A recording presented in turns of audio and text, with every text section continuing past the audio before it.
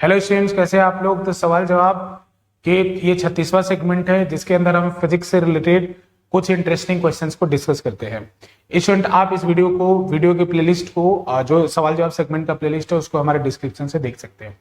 तो स्टूडेंट इसी सेगमेंट के अंतर्गत हमारा जो आज अगला सवाल है उसमें हम देखने वाले हैं कि अगर एक गेंद को ऊपर की ओर फेंका जाता है, आप क्वेश्चन को रीड कर सकते हैं कि a ball is projected in the upward direction and it is at the same height during the 3rd second and 7th second of its motion, then find the velocity of the projection।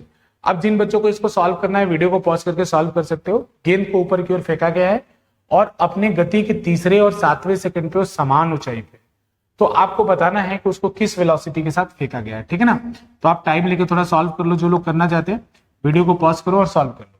चलो, जितने लोग का होना होगा हो चुका होगा। Question इसका आंसर क्या है, तो देखो एक बॉल को ऐसे ऊपर फेंका गया, ऊपर फेंकते ही स्टॉप वॉच ऑन कर दिया गया होगा और स्टॉप वॉच नीचे फेंकने तक ऑन रहा होगा।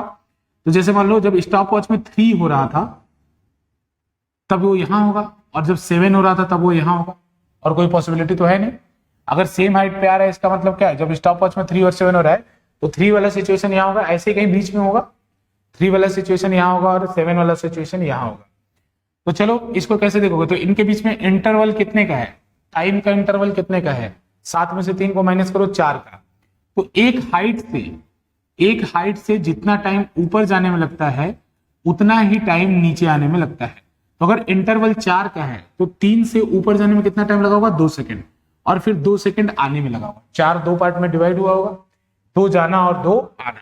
यानी अब एक बात बताओ, अगर नीचे से उसको ऊपर जाने में कितना टाइम लगा होगा, तो यहां से यहां तक कितना लगा 3, और यहां से यहां तक कितना लगा 2, तो टोटल टाइम कितना हो गया 5।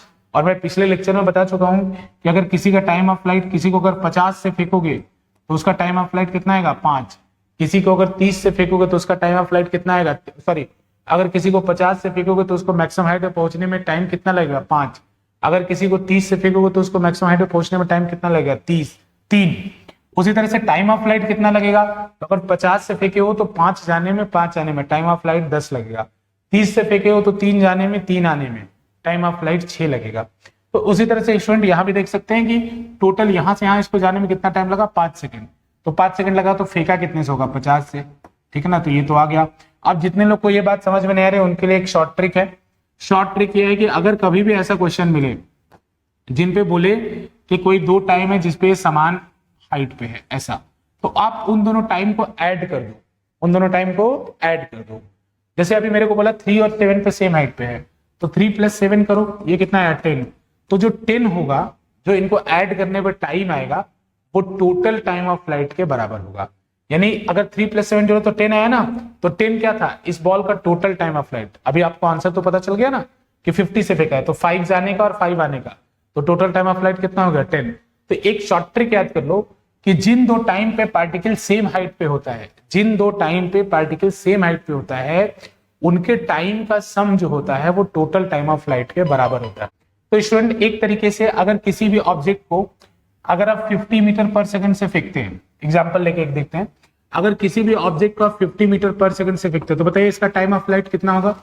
इसका टाइम ऑफ फ्लाइट होगा 10 सेकेंड्स। 5 जाना और 5 आना। तो मैं गारंटी लेता हूं, क्या गारंटी लेता हूं कि 1,9 पे, 2,8 पे, 3,7 पे, 6,4 पे ये सेम हाइट पे होगा।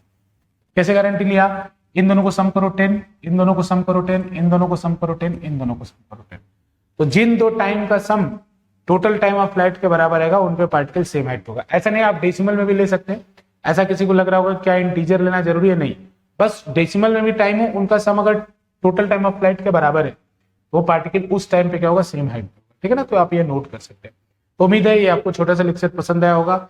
और अगर आप नोएडा एक्सटेंशन के आसपास रहते हैं तो हमारा ऑफलाइन सेंटर पे भी आप विजिट करिए, और उस पर आपको एकेडमिक्स और डिफेंस रिलेटेड चीजें यहाँ कोर्सेस हमारे यहाँ चलते हैं, तो आप जरूर ज्वाइन करें, आपको अच्छा लगेगा।